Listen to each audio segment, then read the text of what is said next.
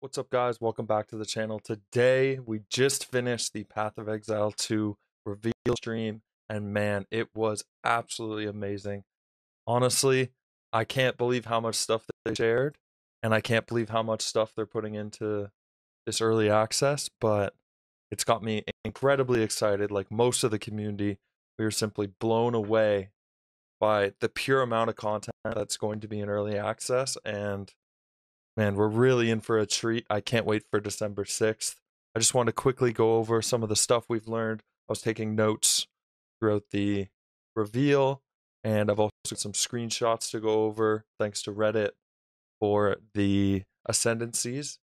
We did originally think that there was going to be only one ascendancy per class for the 6 class available, but we're actually getting 2 ascendancies. So lots of stuff to go over, lots of stuff to talk about. Before we get into it, I'd love to hear down in the comment section what you guys are looking forward to most about Path of Exile 2 Early Access. All I can say is it feels good to be an ARPG fan right now, especially a Path of Exile fan.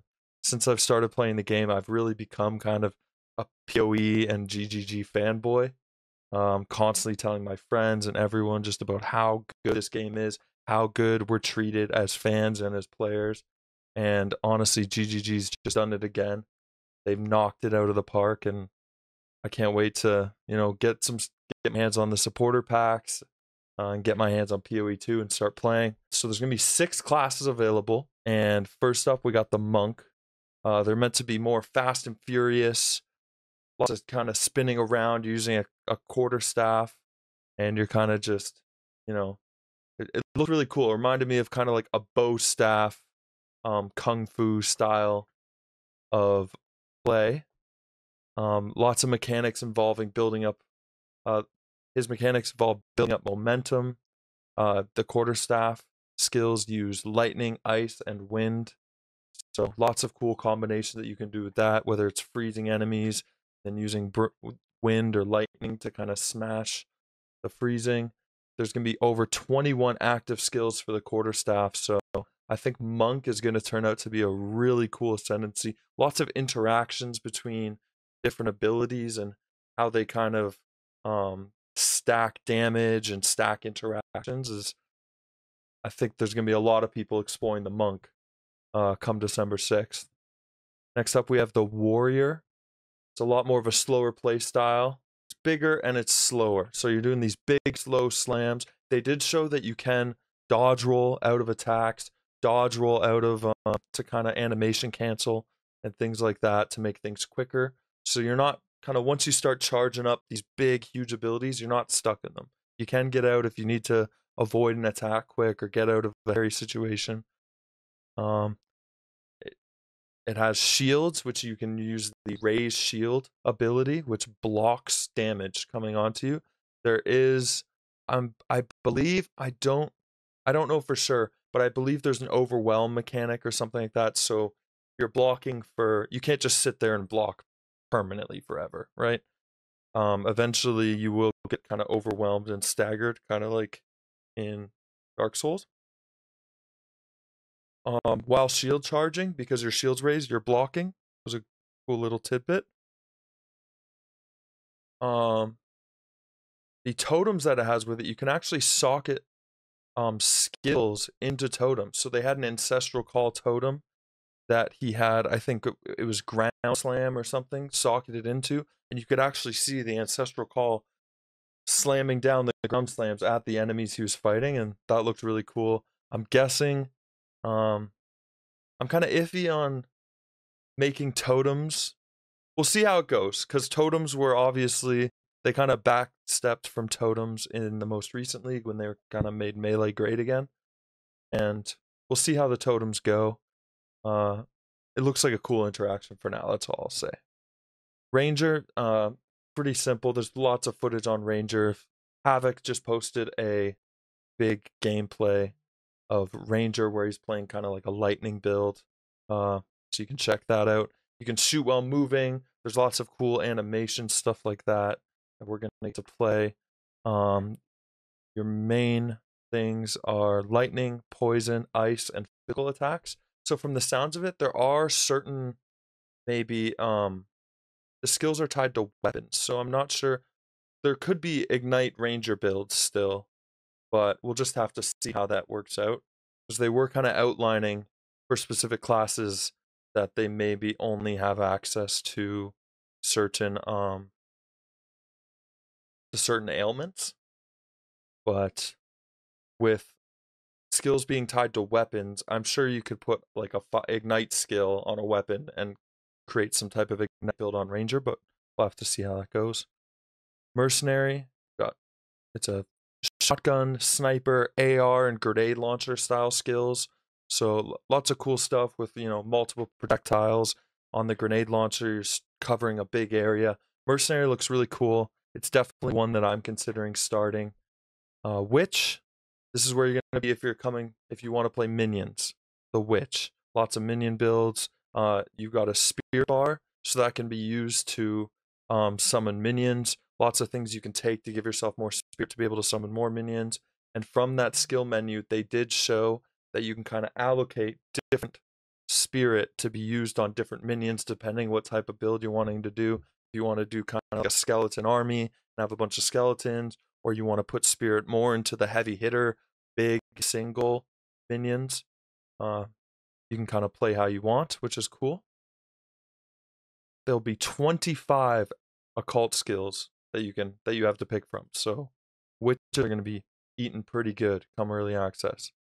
Sorceress, this is going to be all your elementalist skills, things like fireballs, flame wall, lightning storms, like that. They did show a very cool interaction where your flame wall, if you have it up and you shoot abilities through it, such as a lightning ability, it will actually become a lightning and fire ability. It picks up that ignite and that flame from the flame wall, and it looked really cool. I gotta say, the animations of the lightning going around, where it had like the fire built into the lightning, you could still see the blue from the lightning, but now there was red from the fire.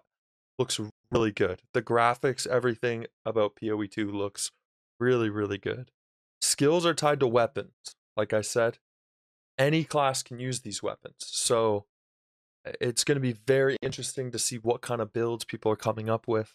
It's again, I love how GGG gives you the freedom to kind of play any build on any class with any ascendancy, um, and just kind of mix and match and explore your own things and do what you kind of feels right.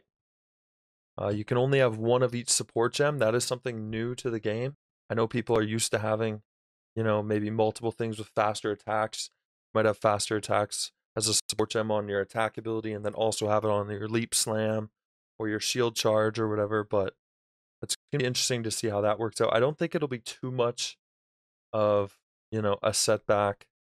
It's kind of, I feel like for the most part you only use one of each support gem already, unless you're doing some type of weird funky build. So I don't think that will affect too much. The skill tree is still huge, but it does feel a lot more linear. So you are kind of starting in the middle and working your way to the outside.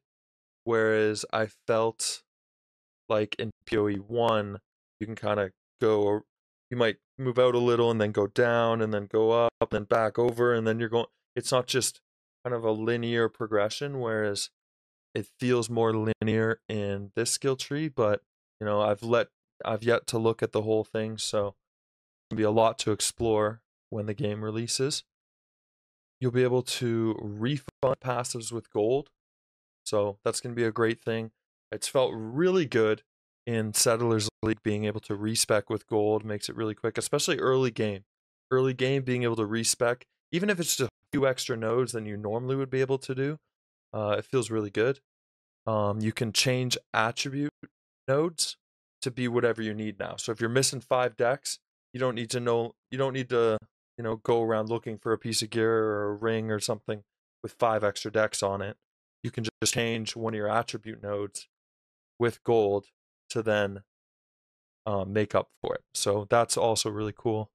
The passive tree, also a huge thing that they just announced today, was the passive tree can now swap depending on what weapons you're using.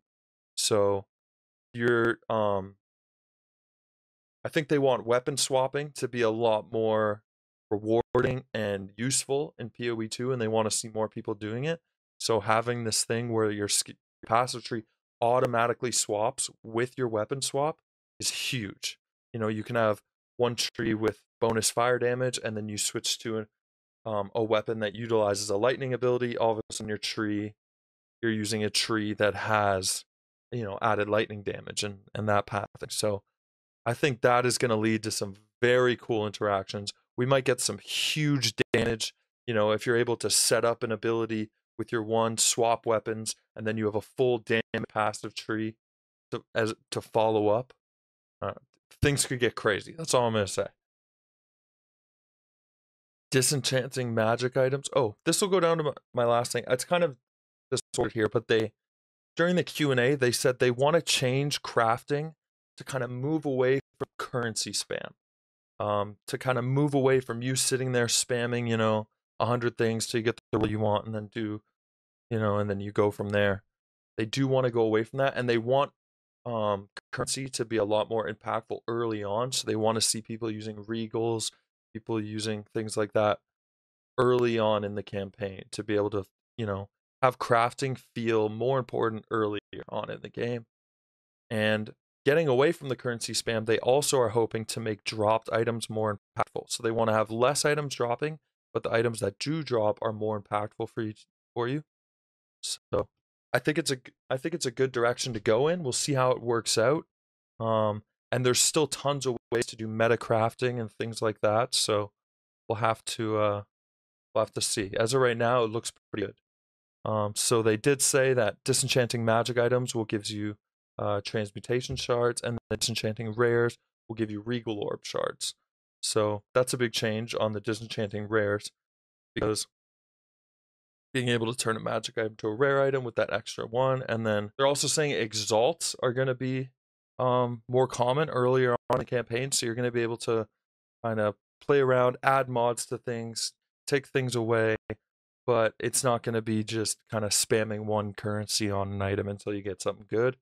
It'll be a little bit more kind of adding mods and building layers on top of items that you find that are good. So it's a good direction to go in. We'll have to see how it plays out. There's only 2 flask slots, so I know for a lot of new players and a lot of people that hated the kind of potion piano style gameplay that would happen early on, where you'd basically just be kind of I know for me, I was rolling 4 fingers on 1 to 4 for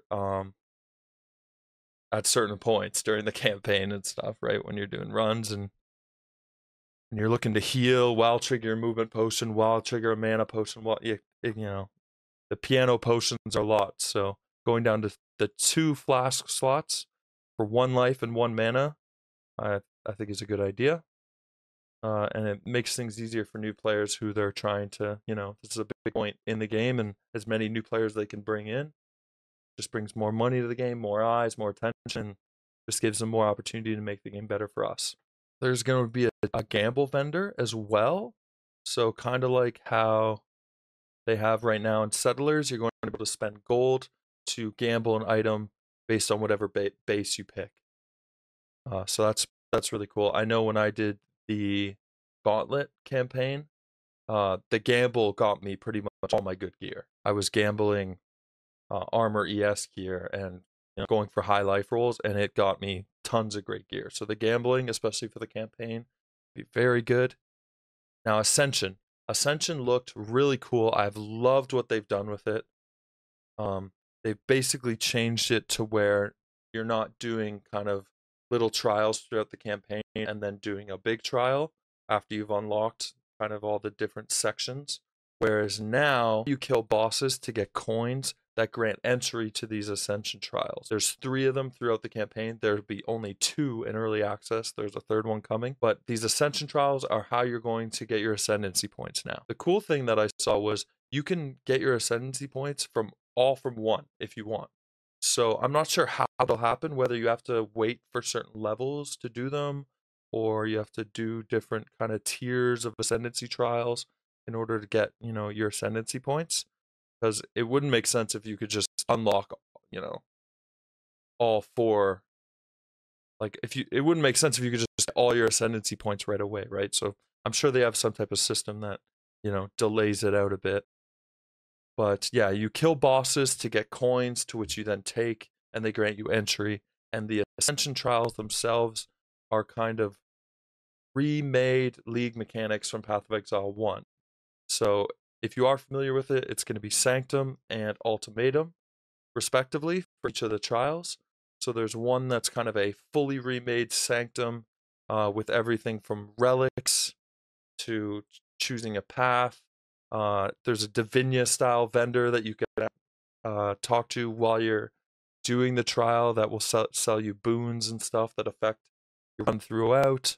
It's got the different rooms, and it is a roguelike for both ascensions, just like it was the trials were in lab in PoE1. Is a roguelike. So if you die once, you are kicked back to the start. But I know they said that for certain quest trials, if you die and you go back to the start, you get the coin back. So you are able to kind of go back in and redo it because they didn't want people. I guess they found that a lot of people were dying on the first trial, so they didn't want to have people refarm coins a bunch in order to try it a few times. So they did change that. So now if you fail on the first one, you do get your coin back, so you can retry. You can trade sacred water. This is for the trial of the Sekima. So you can trade sacred water to a merchant for boons during the run, like Divinia and Sanctum. At the end, there'll be bronze, silver, and gold chest rewards. So they did show what a bronze one was. Dropped a thing of currency. Would it be interesting to see? I wonder how good the rewards are from a gold chest. Will it be worth doing the extra stuff and getting those chests? Will the trials become something that you farm in Endgame to get cool drops? I don't know. So yeah, 3 total, 2 available in early access. You can gain all ascendancy points from replaying one trial or mix and match. I know on first run people will be trying to do a thing of both. The other trial, just because I didn't go over it, is a ultimatum style trial. So you're at a room, the trial master's there, and you're basically picking one of 3 things, just like you would an ultimatum, and then you enter that room, and one of those kind of debuffs, I guess you would call it, that you pick, then lingers for the entire rest of the trial. And your goal is to go through, I guess, 10 rooms, maybe. I'm not sure how many rooms. Your goal is to make it from, that first room all the way to the end. I think at the end, it gives you some type of key. It's either a chance that it can drop this key or it's guaranteed. I forget which one, if you make it to the end. But if you make it to the end and you get the key, you can then fight the trial master, who's back as a pinnacle boss. So, and you can stop after each room to take rewards or keep going. So that is one thing. For the trial of ultimatum, maybe it becomes something that early on in campaign you kind of do a few times to get some of the early rewards, and then you keep going on your way. We don't know. Next, they went over the ascendancies, and this was huge. We thought we were only getting one ascendant, or I thought. I don't know. I feel because I read it online a bunch of places. I thought we were only getting one ascendancy for each class that we're getting, each of the 6 classes. We're actually getting 2. So if you're trying to play one of each ascendancy, you're gonna have to do 12, different characters. So we're already getting just tons of content to play through, a very large amount of content. I'll quickly go through. I've got some tabs here. Shout out to Chlorine Trifluoride on Reddit for posting these. So we got the Warrior Warbringer, and they did show a few of the points here. Answer call grants ancestral spirits. Trigger ancestral spirits when you summon a totem. Jade heritage grants encased in jade. Gain a stack of jade every second.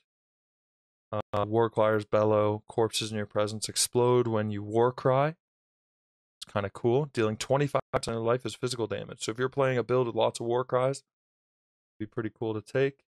And then you ignore war cry cooldowns. So that is interesting. Then we have the Titan, the other ascendancy for warrior. 20% chance for slam skills that you use yourself to cause aftershocks. I think that's a pretty cool one. Your hits are crushing blows. That one's great for damage, especially on bosses. And 40% more damage against heavy stunned enemies. So I know on bosses there is a stun meter. So once you fill up that stun meter and they become staggered, for that period of time, it sounds like you're gonna have 40% bonus damage against that boss. So Titan might end up being a hard hitting ascendancy. So for sorceress, we've got Stormweaver and Chronomancer. So Stormweaver grants skill Elemental Storm. Trigger Elemental Storm on critical hit with spells. Targets can be affected by 2 of your shocks at the same time. 50% less shock duration. So strike twice is kind of cool. Allows you to stack up those shocks a lot faster, even though the shock itself has less duration. You'll get to that max shot a lot quicker. So could allow for a lot higher DPS. All damage from hits contributes to shock chance with Shaper of Storms. Again, that one's pretty cool. So strike twice in Shaper of Storms could lead you to getting max shock on enemies very quickly.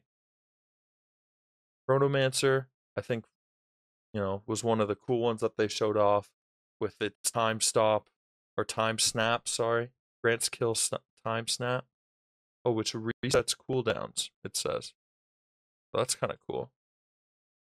And then Temporal Rift grants that. And then Time Freeze is the one that they showed off. Sorry. Time Freeze is the one that they showed off. And it just froze everything on the screen basically for, a few seconds.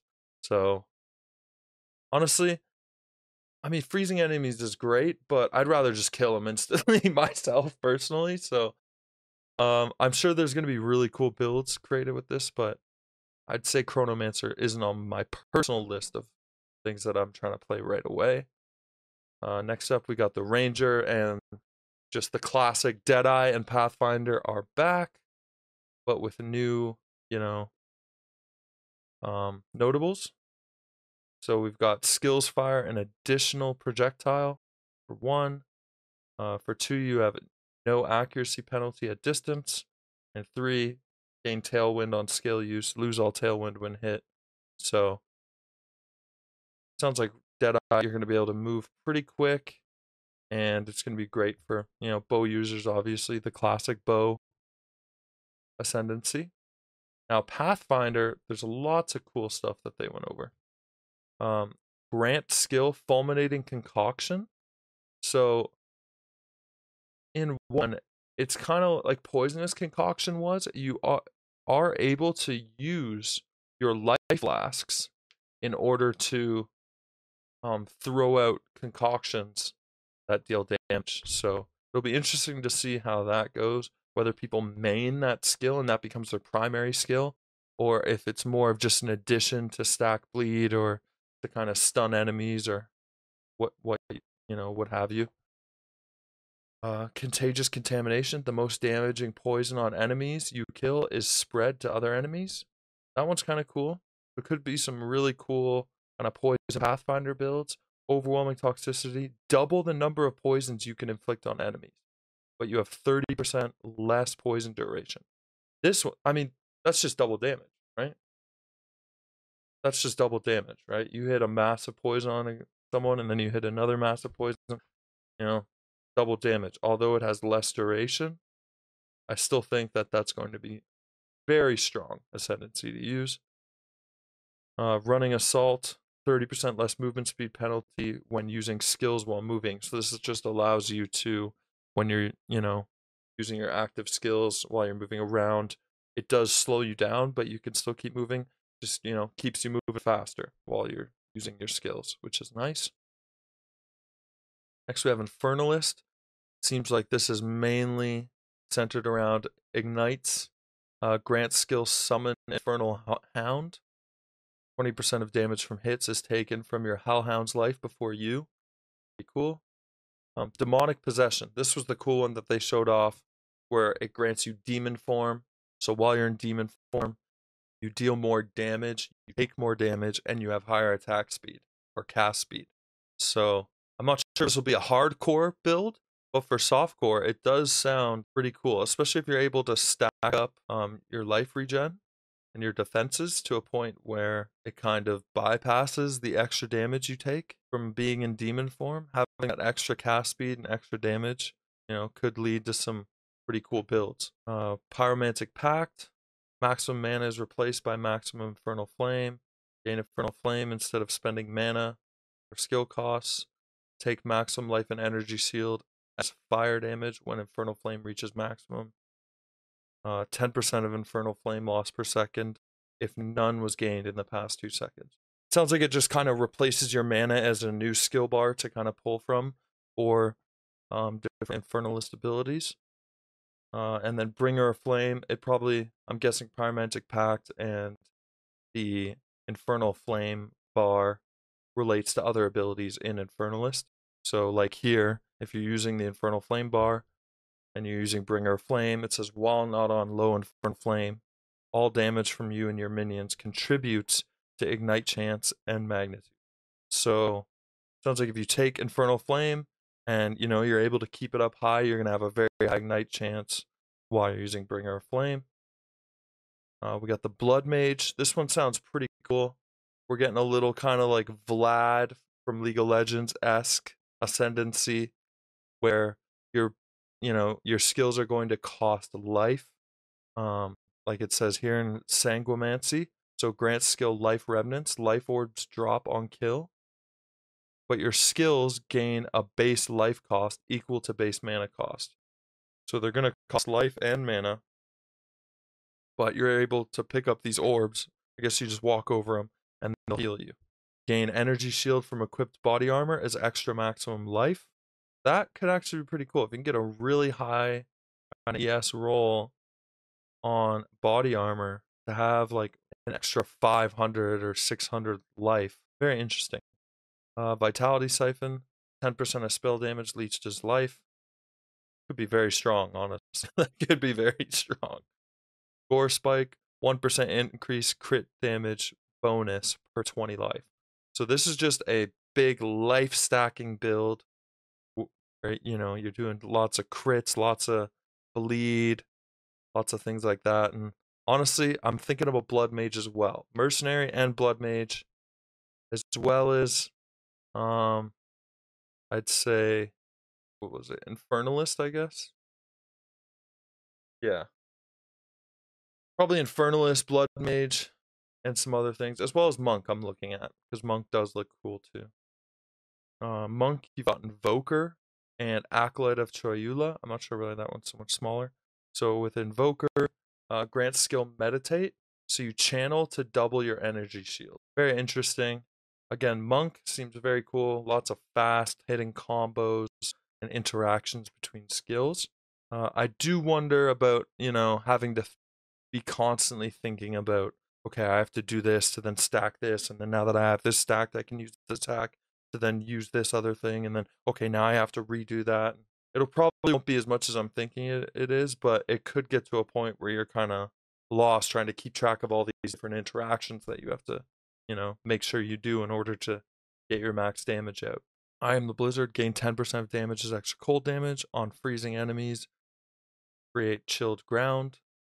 This whole thing around chill, I do love cold abilities. I think chill and all that is very cool.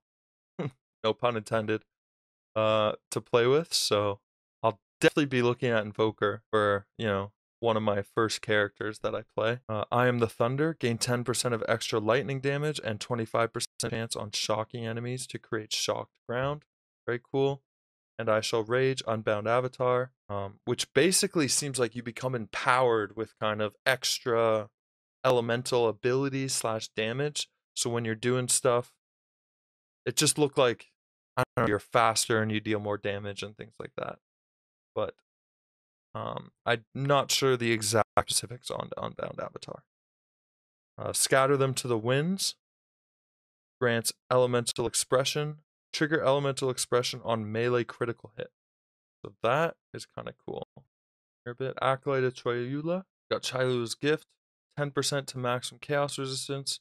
Chaos resistance is doubled. Mana leech is instant. Assuming questions, you cannot recharge energy shield, but mana leech effects also recover ES.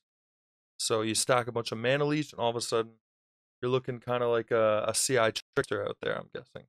Grant skill into the breach. Not sure what that is. Embrace the darkness. Remove all spirit. Base maximum darkness is 100. For each life or energy shield lost to damage, reserve 1 darkness instead if possible. Darkness reservation lasts 10 seconds. Plus 5 to maximum darkness per level. So for each life or energy shield lost or damage, reserve 1 darkness instead. So I guess you can just reserve a bunch of stuff in order to, take away from the damage that you're taking, which is pretty cool.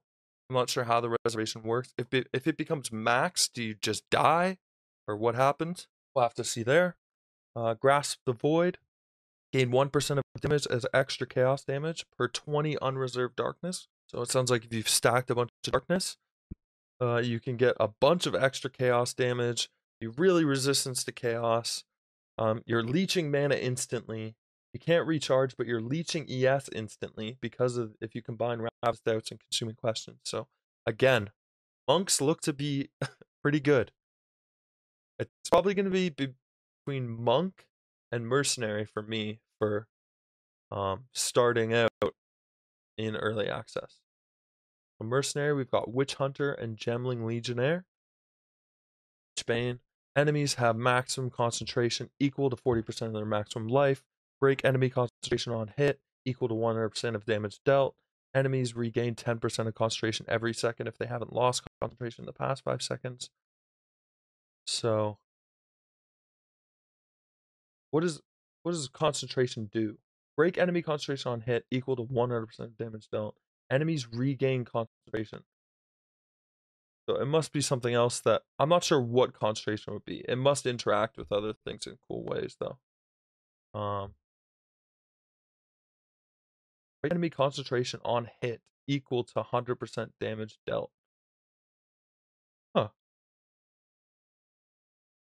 Yeah. I'm excited to see kind of what that does and what the interactions look like on enemies. Decimating Strike. Basically, your first hit chunks the enemy.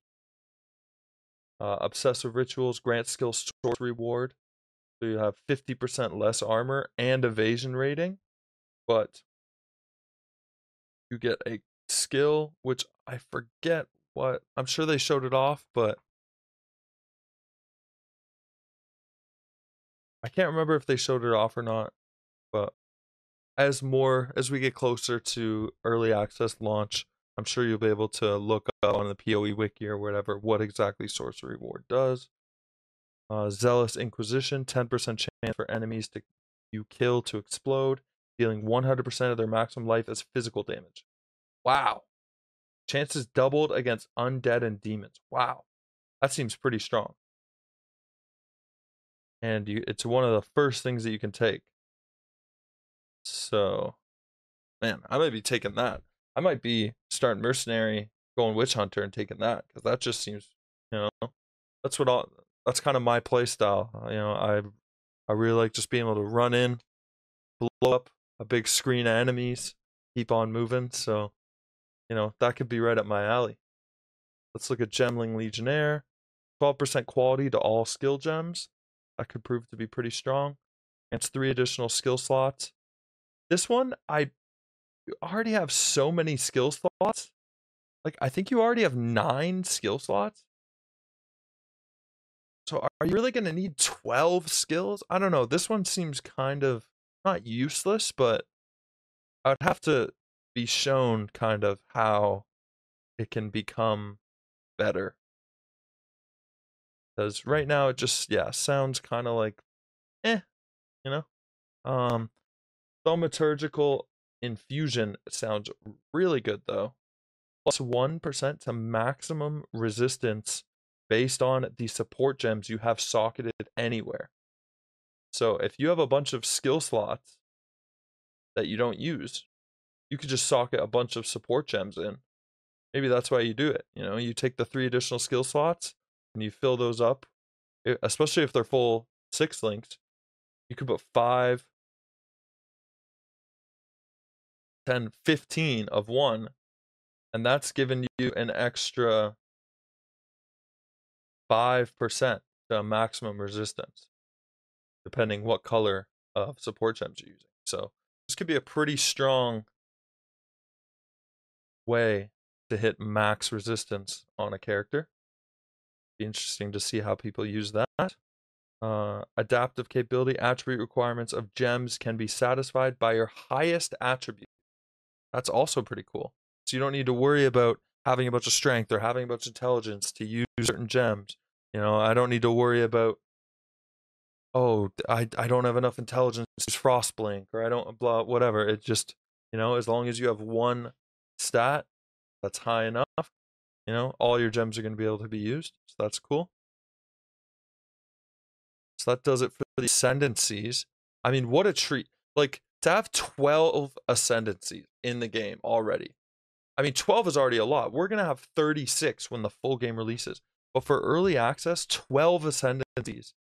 There's so much to play through. You know, I'm probably going to be making 12 different characters because early access is supposed to go for 6 to 12 months, depending. I think 12 months is a little on the long end. It'll probably be more like, actually, it could be 12 months, depending when we get PoE 2. I'm guessing PoE 2 will be fall 2025. So I'm guessing this will be about 9 months. We'll probably see it stop sometime in July, August. And they'll start, you know, they'll stop early access and then start winding to the full game release. They will be adding to this early access as it goes on. So they're going to be adding different mechanics, different items, different cool things. And they said right now they're not doing challenges, but they might. There might be a, you know, a set of challenges that you could earn cosmetics or whatever from in early access in a couple months. So we'll have to see. So now we get into the massive game, or quickly just touch on it. The campaign is 3 acts, 3 out of these 6 acts that we are going to get in the full release of the game. But they decided that they wanted to see people be able to get to Endgame, so they only put out 3 acts, and they're basically going to be doing a kind of cruel or harder difficulty replay of the 3 acts to kind of get you from that level 35, 40-ish up to 65, 70 to be able to enter Endgame. So you've got the cruel campaign. So you're going to have the 3 acts and then approximately 25 hours. The cruel campaign for early access replays the first 3 acts on harder difficulty. So you'll be doing the first 3 acts and then you'll be replaying them a lot quicker, and they'll be a harder difficulty. They're going to be taking them out once the full game releases. So full game releases, it'll just be a 6-act campaign. But for now, in order to get people to the end game, that's what they've settled on. And, you know, I'm not too mad at it. I don't mind kind of replaying stuff as long as, you know, it's a slightly different change. There's cool new rewards and stuff like that, which they said the cruel part of the cruel campaign will have, you know, better rewards and things like that. So for Endgame, there's a lot in Endgame. They've kept 7 kind of Endgame systems that will be featured in this early access. There's an Atlas Endgame system. They've kept the Atlas tree map, but there's a lot more kind of interactive and visual now. You can actually see where the maps are in a big map, and that kind of appears as you explore. There's different towers, different things throughout it that you can explore, secret areas, and now you use waystones to power your portal device instead of individual maps. So you get these waystones, which you then put into a map device and use to access the different maps. And you defeat all powerful rare monsters to cleanse a map and proceed through the Atlas. So it's going to be basically the same thing, but it's a lot more visual. I loved the look of it. I'm not sure how that will appear in game, but I loved the look that they used during the stream, where it kind of showed a top-down view of the Atlas map placed over like a big map area. So you can see as you're progressing, as oh, we're moving through, this green part, and then we're moving into the mountains, and then we're moving into the desert. It looked really cool how they did it that way. Strong boxes are back. Essences are back. Essences seem to be a little bit more, um, like there's not, it doesn't say it interacts with like 10 different items and each, different thing it does for a lot more simplified. Essences are. Shrines are back. Although now it seemed like you have to kill all the enemies in an area in order to get the effects of the shrine. You can't just run up, click the shrine, and then run away. Waystones can be crafted on. The Atlas tree is back, so you are going to be able to kind of use that skill tree to affect, or not skill tree, use that passive tree in order to affect what's happening in your maps. And you're going to be able to still path to stuff that you like and and stay away from stuff that you don't like. A new thing that they've changed is if you die in the map, you fail the map. So no more 6 portal defense. You can use your portals still. If you're getting a bunch of loot and you need to portal out to drop the loot, you can still portal back in. No problem. You'll still have 6 portals, but if you die in the map, you fail. So, in terms of people finishing their Atlas map, we could see people maybe struggling a little bit more than usual, as sometimes you would die in a map and you just wouldn't care because you'd still be able to finish the map. But now, if you die, you fail that map. And if I remember in PoE 1, there's times where you only have one of those maps, and it might be a while till you see another map like again. So it'll be interesting to see how that works. The Atlas passive tree will have mini trees for each mechanic. So this is cool. On the outside, they had a bunch of mini passive trees. Because, it's Path of Exile. We can't have enough passive trees that allow you to interact and build into and path into each seasonal mechanic that you like, or into each seasonal mechanic that you enjoy playing. Breach is back. There'll be breach stones that are back with, access to pinnacle bosses. Ritual altars are back. Omens now have been changed. I'm sure there's still some. I'm not sure if they've been fully changed to be, but there are now omens that affect meta. There's now omens that affect meta crafting, such as one example they used was you can keep suffixes and reroll prefixes. While using, like, if you use a chaos orb while you have this omen in your inventory, it will reroll only the suffixes, or vice versa. So looks like there's some cool interactions between omens and crafting now. There's a King in the Mist pinnacle boss that you can access as well. Mirror of Deliriums returns, and this is going to be the new system you use to anoint. It's no longer going to be Blight. You use Distilled Emotions to anoint notables onto amulets, and those will drop throughout from enemies during that. And Simulacrum is back as well. So you can get splinters or whatever they're called in PoE 2 in order to do simulacrums and go through the waves and get rewards. Expedition is back. Not much change there. Probably a great way to farm. So if you like Expedition, you're going to be happy it's still in the game. Danig, Rog, and Tujen still function the same. Logbooks are still in the game. And Alroth, Pinnacle Boss, is going to be accessible. I believe it's randomly in logbooks. There's going to be endgame trials. So those same trials we saw at the beginning, there will be endgame versions of them, which use higher level coins to access high level floors with floor bosses. So you got to defeat the floor boss now to move ahead.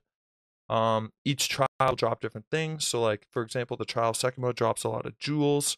So if you're looking for specific jewels for your build, it looks like based on the Atlas or based on your passive tree, that they've made it easier to they've made jewel slots directly in line of the major routes. So you're not going to have to path off route or take extra nodes in order to access jewels. You just kind of drop them in, and there you go. Relics can be used at the start of a trial to affect. Relics can be used at start of trial to affect trial. So they're going to have relics just like in for Sanctum, you're gonna be able to put relics in at the start, and then those relics will now be used to change kind of interactions in the trial. Relics are now craftable. That was a cool change. That there was a relic that limits your honor to 1. Honor is the new name for basically your life in the throughout the kind of gauntlet style thing.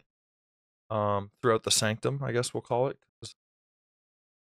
So during the trial, basically if your honor gets depleted, you fail the trial, just like in Sanctum. So there is a relic that limits your honor to 1. They didn't show what it rewards, but does that mean that Original Sin is back? We'll have to find out. Trial Master Trial drops soul cores. And then those soul cores can be used, I'm pretty sure, to trigger... Actually, I forget what the soul cores do. Trial Master Trial drops soul cores. You can drop a key at the end of the trial to fight the Trial Master Pinnacle boss. And then the Atlas map Pinnacle boss, they did mention there was one full Pinnacle boss, kind of like, Shaper or Eater, Exarch, Maven, something of that level. There was going to be one in early access, and they didn't show it. I love that they didn't show it. I'm super excited to go in blind. I really hope I can make it to that boss without kind of looking anything up and go, I'm excited to just walk out and see the boss, It's always a cool feeling. That's one of my favorite things in Elden Ring or Dark Souls games is getting to go through and face these bosses blind and just being blown away by them. So I'm excited for that. Supporter packs are now out to access the game. So if you're looking for some supporter packs, they are now out. Early access supporter packs. The lowest one, if you're just wanting to try it out, is $30. So $30 USD gets you in the pack. And also, I love that GGG does this. No other company that I know does this. When you buy a supporter pack, you get the same value of that supporter pack in-game currency. So they're rewarding you for supporting them. Because you could just go buy currency on its own. But why would you not just get a supporter pack instead? It gives you the full value of the currency. As you can see, 20 is 200, so 30 is 300. You get the full value of the money you're spending in-game currency, and you also get some cool stuff. For this one, you don't get any MTX with it. You do get a copy of the digital soundtrack for Path of Exile 2. So that's, honestly, for some people, that's a nice add-on. Great music in Path of Exile. So that soundtrack's always nice to have. Then you get access to Path of Exile 2, early access, and you get your $30 worth of currency. So I'd recommend people just getting that, especially if you're new to the game. You get that. You can use the 300 things to buy some stash tabs once they're on sale. Make sure you wait for a stash tab sale. Never buy stash tabs when they're not on sale. They go on sale every 3 weeks on the weekend. You might as well just wait. So that's cool. And then, the supporter packs go all the way up to 480 USD. If you spent 480 USD on Path of Exile since it launched, you don't need to buy a supporter pack. You will get emailed about a key. They said over the next 1 to 2 weeks. So myself personally, I'll probably just go with this $30 pack, just so I can play, and then around Christmas time, I will upgrade probably to this bad boy right here. I really like being able to get the hoodie and the t-shirt. I know it's expensive, but they're an amazing company, and I love supporting them because it's rare that you get a company that cares about you as a player this much, especially in today's gaming atmosphere. So go check out the supporter packs. There's lots of cool stuff. In this one, the Dreadnought hideout was so cool. Moving hideout, it's like a full city, but on like being dragged by horses like through the desert. It's a moving hideout. Looks incredibly cool. Definitely, check out the video here on pathofexile.com and make your own decision there. And with that, that's everything, guys. Listen, an incredible reveal today. Hats off to GGG. I honestly can't believe how much we got. comparing that to reveal streams for other games that I've played, Diablo, Destiny 2, I mean, just the amount of content that they're putting out for an early access is just insane. That cinematic that we got right at the start, I mean, that's a AAA game cinematic. And I don't know if we're going to be getting cinematics like that as cutscenes throughout the campaign. If we do, great. But even just getting to see that cutscene on its own, a Path of Exile cutscene of that quality was just super cool to watch. I'm definitely going to be watching it a few more times just to really take it in and catch any stuff I might have missed. But I loved kind of how it set up the campaign, and you got to learn a little bit more about what that one lieutenant, and he betrays his own people because he's after this kind of device that has some type of demon in it that he kind of sacrifices one of his soldiers to, and you're trying to fight it. It's very cool. If you haven't seen the cinematic, definitely go check it out. I will have a link to the full stream that Path of Exile did in the description, so if you haven't watched it, go check that out as well. And yeah, I'm just excited, super excited. It's been a while since I've been this excited about a game, about a new game. I get excited about League launches a lot, but in terms of brand new games, seeing what they have on offer for Path of Exile 2 has just, made things really, really good. So I can't wait for December 6th. I can't wait to see everyone out there playing and enjoying the game and seeing what builds people are coming up with. And yeah, thanks for tuning in, and I'll see you guys in the next one. Peace.